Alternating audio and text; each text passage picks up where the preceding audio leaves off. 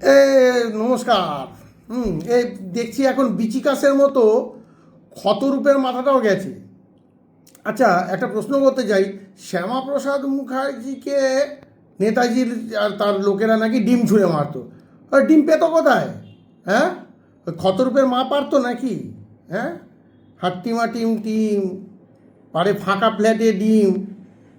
হ্যাঁ, আব্দুলের খাড়া একখানি সিং, তারপর সারা রাত ধরে শুধু হাট্টিমা টিম টিম নাকি?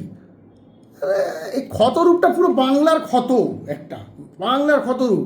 হ্যাঁ, কাকে কার সম্বন্ধে কি বলছে ও কিছু জানে? হ্যাঁ, জুতো পেটা করতে হয়, ডিমটা ওর মা পারতো। একদম শালার কিছু বলার ভাষা পাই না, এইগুলোকে কি বলবো, নরকের কিট।